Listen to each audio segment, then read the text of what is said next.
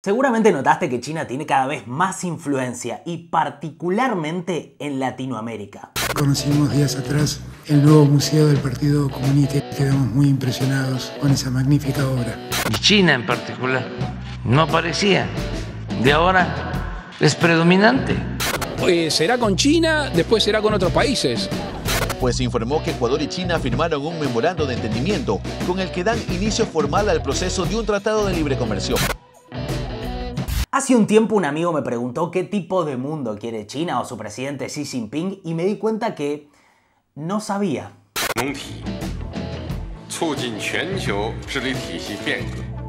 No debemos olvidar que Chongguo no significa imperio del medio, sino centro del mundo. ¿Qué tal? Esto espero entonces. Hoy vamos a hablar de la China de Xi Jinping y cuál es el modelo de economía y de sociedad que proponen, porque ellos son cada vez más importantes en nuestras vidas y nosotros prácticamente no tenemos idea qué es de la vida de ellos. Lo que hay que tener en cuenta cuando pensamos en China como superpotencia actual es que en la antigüedad China ya había sido una superpotencia, tanto que se consideraban el centro del mundo y tenían motivos para creerlo. China estuvo gobernada por dinastías o familias de emperadores durante cientos de años en los que la cultura china floreció. Inventaron el papel, la pólvora, la imprenta y el compás. Y no te olvides de los fideos. Acá es donde gente con raíces italianas me putea en los comentarios, pero todo bien porque sirve para el algoritmo. Cuestión que después de cientos de años de prosperidad, China entró en decadencia y fue derrotada y sometida por potencias extranjeras. Por eso llaman al periodo que va desde 1839 hasta 1949 el siglo de la humillación. So China devolved from a world-class power into the victims of imperialism in modern world. Todo arrancó con que Gran Bretaña empezó a vender opio en China, lo que generó adicción masiva. Así que el gobierno prohibió el opio y los británicos empezaron a contrabandearlo porque no querían perderse ese negoción. Y cuando China les confiscó un cargamento, directamente invadieron y derrotaron a los chinos en la primera guerra del opio, hecho que Xi Jinping todavía menciona en sus discursos. Tras la guerra de opio de 1840, China es obligada a ceder Hong Kong a los británicos, pero las tensiones siguen. Se inicia la segunda guerra del opio y China vuelve a perder. Una verdadera tragedia. Aprovechando ese momento de debilidad, Japón invade la isla de Taiwán y para no ser menos, los países de Occidente se reparten China en áreas de influencia, algo parecido a colonias. Y ahí Japón también toma la capital, asesinando a cientos de miles de personas. Acá te dormís si sos cartera, ¿eh? A ver, entonces, China era una superpotencia y después dejó de ser potencia. Nada, me meto porque a veces con la historia uno pierde un poco la atención. Y este periodo de humillación, que ahora entendemos por qué se llama así, terminó recién con la Segunda Guerra Mundial, cuando China de repente tuvo una oportunidad de cambiar su destino y volver a ser China grande otra vez. Sí, se ve que a todos nos gustan las remontadas épicas. una vez nacido, el Partido Comunista de China determinó como aspiración fundamental y misión suya la búsqueda de la felicidad del pueblo chino y la consecución de la revitalización de la nación china.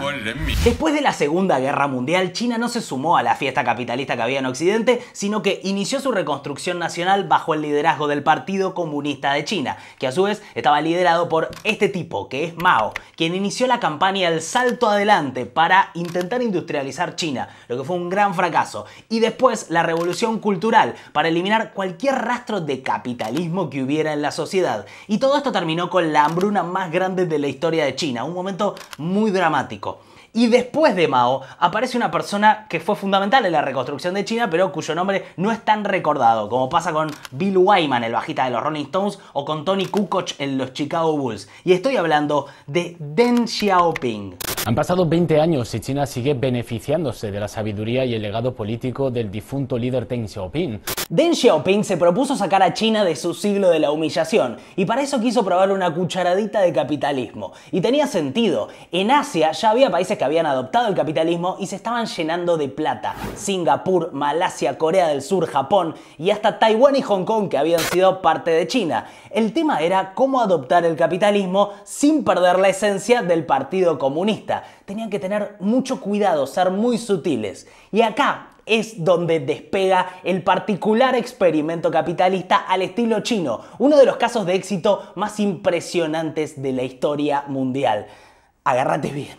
Deng Xiaoping decide empezar su experimento de apertura en el pequeño pueblo de Shenzhen, que denominó como zona especial, lo que quería decir básicamente espacio capitalista dentro de la China comunista, donde empresas extranjeras podían hacer inversiones con bajos impuestos y mano de obra china muy barata, uno de los pilares de la remontada. Y Shenzhen no era cualquier lugar, estaba ubicada estratégicamente al lado de Hong Kong, que acordate que estaba bajo dominio británico y ya tenía una floreciente economía capitalista.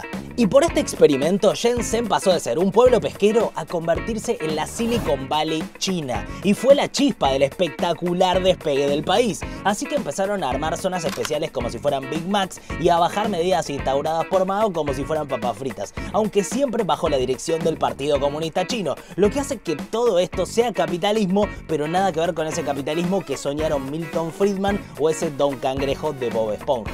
Mis más locos sueños al fin se cumplen.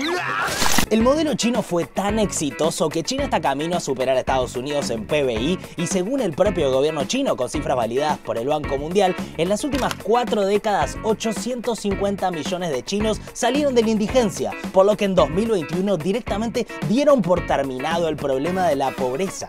¡Bravo, China, carajo! Y si bien se redujo la pobreza total o indigencia, según el Banco Mundial todavía hay 372 millones de personas que de todas formas siguen siendo pobres. Por eso el PBI total de China puede ser uno de los más grandes, pero el PBI per cápita estuvo en el puesto 66 en 2022. Y según la Universidad de Stanford, China es uno de los países más desiguales del mundo y se está poniendo más desigual, porque el éxito económico no le llega a todos. Aunque nadie puede negar que el gobierno logró ese logro de terminar con la indigencia. Y ahora van por el objetivo de sus segundos 100 años, un objetivo que Xi Jinping condensa en la frase "el sueño de China". Es un sueño que básicamente implica ser una superpotencia en 2050, y ser una superpotencia también tiene que ver con tener mucha más influencia a nivel mundial.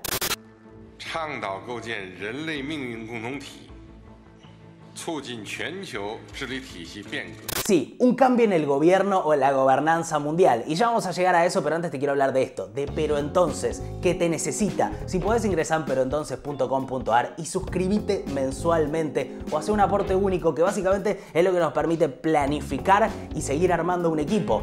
Gracias a todas las personas que ya se suscribieron, a las que lo están haciendo ahora a partir de este mensaje. La verdad, las suscripciones mensuales son lo que nos permite seguir planificando y haciendo que esto siga creciendo. Ya debería haberte llegado un newsletter si te suscribiste con contenido exclusivo, y a partir de este video va a llegar el segundo newsletter. Gracias, y si podés ingresar a peroentonces.com.ar. Y ahora sí, para entender qué tipo de mundo quiere China, deberíamos ver cómo es el modelo chino. Y ese es el pie para el siguiente capítulo. Si alguna vez escuchaste a Xi Jinping en algún foro internacional, seguramente te pareció un tipo sereno, casi abrazable, y que en esencia parece proponer algo similar a Occidente. We have set 2 goals for China's future development. The first is to double the 2010 GDP. The second is to turn China into a modern socialist country that is prosperous, democratic, culturally advanced, and harmonious by the middle of the century. Sí, dijo democracia.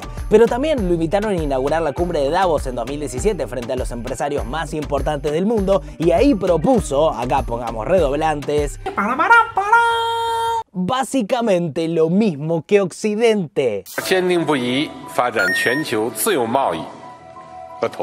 Si hay 2 conceptos que no describen al modelo chino, son democracia y libre mercado. Y no lo estoy diciendo necesariamente con un sesgo negativo, sino que es lo que pasa. Sería como que yo me presente como un surfer guatemalteco.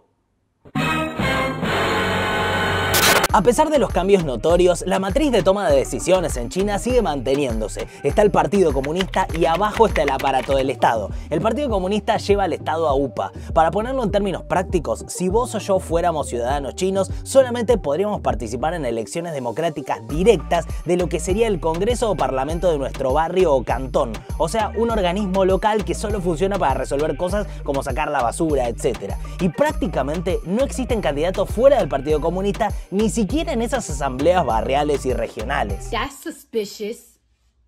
Y fíjate lo que pasa en este video cuando unos periodistas ingleses quieren entrevistar a una mujer que quería presentarse como candidata independiente en esas elecciones locales. Can you explain what you're doing? Miss Liu, hello. So we're hoping we can come in and talk to you. Thank you. Excuse me, I think we have permission to go in and speak to this lady. Who are these people? 他们我都不认识，不认识他们是谁。刘女士，您为什么要参选？因为我认为参选这是我权利，这是我的权利。我要参选。门要开了。 Y eso que esta mujer ni siquiera se está queriendo presentar para un cargo importante, porque no puede, solo se puede presentar para el Congreso Regional, que a su vez, sin participación del voto popular, elige al Congreso de la ciudad, que a su vez elige al Congreso Provincial y así hasta llegar al Congreso Nacional del Pueblo, que es el que efectivamente elige al presidente. O sea que el vínculo que hay entre la elección del presidente y el voto popular es muy sutil, más bien imperceptible o totalmente inexistente. El gobierno chino, no obstante, hace intentos por aparentar un funcionamiento democrático que después no se comprueba. De hecho, hay un sector de la oposición que es invitado al Congreso, pero en la práctica no tiene ningún poder. They can offer diversity of opinion. The very existence of those smaller parties is based on the condition that they accept the Communist Party's leadership. El verdadero poder recae sobre el Partido Comunista, que controla todo el aparato del Estado. Y si el Estado es esquivo al voto popular, imagínate lo que es el Partido Comunista. De una forma parecida a la Asamblea Popular Nacional, tiene su Congreso Nacional. También se reúne cada 5 años, está formado por 2.270 delegados y es el que se encarga de tomar las grandes decisiones. Para los asuntos anuales, ¿no?, que no pueden esperar de 5 en 5 años, se nombra un comité central, que se reúne 2 veces al año. Este comité central está formado por 365 miembros del Congreso Nacional. Como vemos, cada vez se va concentrando y condensando más el poder. En el Politburó está formado por 22 personas. Y por último, de estas 22 personas se escogen a 7, en el pasado han sido 9, ahora mismo son 7, que forman el Comité Permanente del Politburó, donde lógicamente están Xi Jinping y está Li Keqiang y las máximas autoridades del país. De hecho, es difícil saber quién va a suceder a Xi Jinping como presidente de la República en 2023 y como secretario general del partido en 2022. Pero casi con toda seguridad será alguien que ahora mismo forma parte del Comité Permanente del Politburó. Entonces, en la práctica el Partido Comunista de China está manejado por 7 tipos y si el partido está por sobre el Estado, entonces son 7 personas que manejan el país y tienen una vasta influencia a nivel mundial. 7 tipos. Y te dejo un segundo para procesarlo.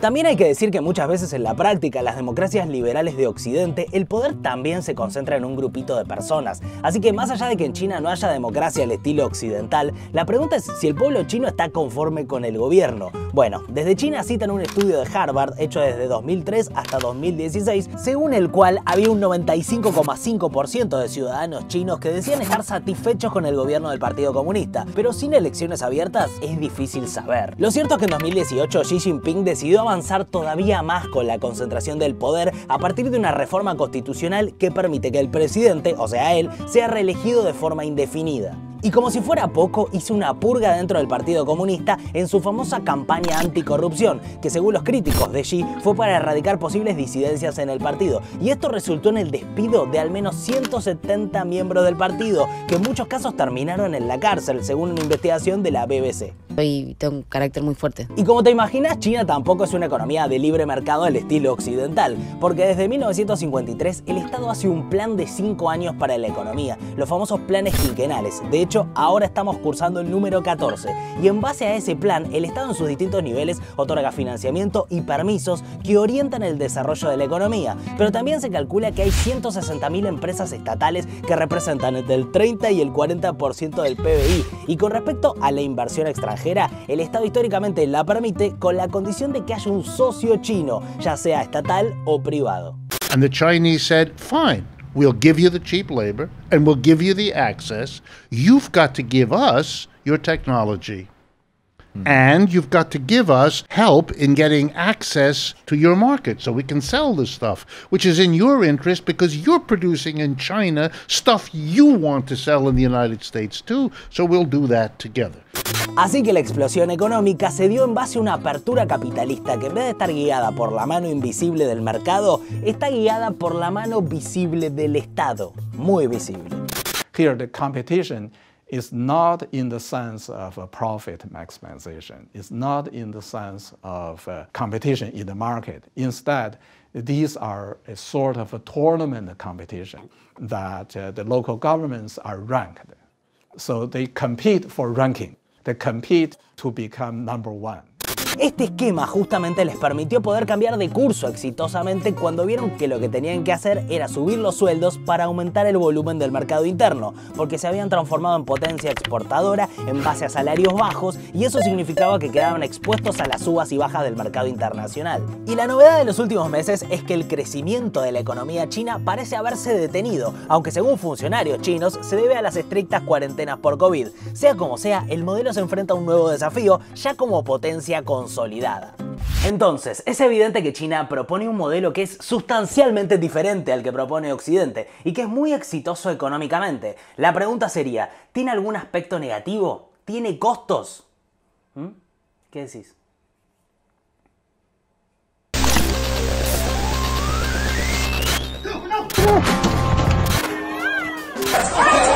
A fines de 2019, cuando empezaron los primeros casos de COVID en la región de Wuhan, un médico llamado Li Wenliang había empezado a documentar casos de pacientes con el virus que veía muy similar al SARS y se puso a alertar colegas en redes sociales, pero la respuesta que recibió fue una amenaza de la policía local y hasta le hicieron firmar una carta que le obligaba a callarse si no quería caer preso. Li terminó muriendo por COVID y es un emblema de la lucha por la libertad de expresión. Y no fue un caso aislado, porque algo similar le ocurrió a otra médica, Ai Fen, que fue suspendida en el hospital donde trabajaba por informar sobre el virus, y periodistas que la entrevistaron fueron detenidos. Sí, detenidos. Según Reporteros Sin Fronteras, al inicio de 2022 todavía había 170 periodistas presos por haber intentado alertar sobre el COVID antes que el gobierno. Several news organizations from the United States have had issues with residency permits in China being denied, including the New York Times. And China protects our citizens' freedom of expression and the normal rights and the interests of media organizations in accordance with law. On the other hand, media outlets need to obey China's laws and regulations. De hecho, organismos de derechos humanos sostienen que el gobierno censuró todos los mensajes de alerta que ciudadanos publicaban en redes sociales. Y el gobierno tiene capacidad para censurar redes sociales porque en China usan aplicaciones muy similares a las que tenemos en Occidente, pero desarrolladas por empresas chinas, que están controladas por el Estado como el resto de la economía. O sea, tienen su Google y su Instagram, pero Google e Instagram están bloqueadas. Y esta vigilancia permanente, posibilitada por recursos tecnológicos avanzadísimos, es parte de la vida cotidiana de los chinos. Cada distrito tiene un centro de datos. Aquí converge toda la información. Las autoridades lo llaman el cerebro. Solo permiten entrar a medios extranjeros en raras ocasiones. Solo en su distrito, los empleados tienen acceso a 290.000 cámaras. Los puntos rojos indican irregularidades. La inteligencia artificial reconoció que un obrero de la construcción no lleva casco. También se registra al que no tira la basura correctamente. A las cámaras no se les escapa nada. Pero además de la libertad de expresión o la libertad de prensa, aparecen otras preguntas sobre la libertad de credo, libertad de ideología, la posibilidad de vivir tu sexualidad libremente. Y las respuestas frente a estos temas son muy parecidas. Uno de los grandes objetivos de Xi Jinping es la reunificación de China. Por eso en estas semanas escuchaste tensiones entre Estados Unidos y China por Taiwán, que China pretende recuperar. Pero además está la menos conocida situación en Xinjiang, donde vive la población uigur, que tiene un idioma de la familia del turco y su religión es el Islam. Se calcula que hay entre 140.000 y 1 millón de personas uigures encerradas en virtuales campos de concentración, en donde según medios y organismos de derechos humanos están obligados a cantar el himno del Partido Comunista y sufren todo tipo de torturas.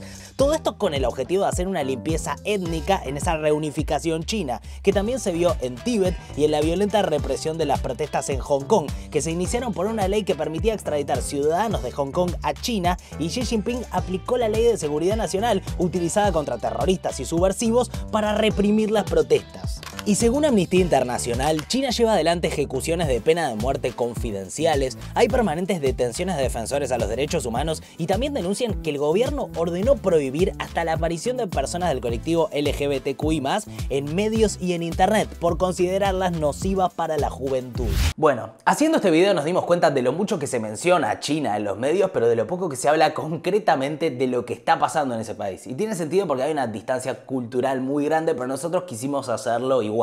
Como vimos, China propone un modelo de capitalismo totalmente diferente al que vemos en Occidente, básicamente porque su objetivo central es el bien común, la revitalización de la nación, o sea, lo colectivo por sobre lo individual.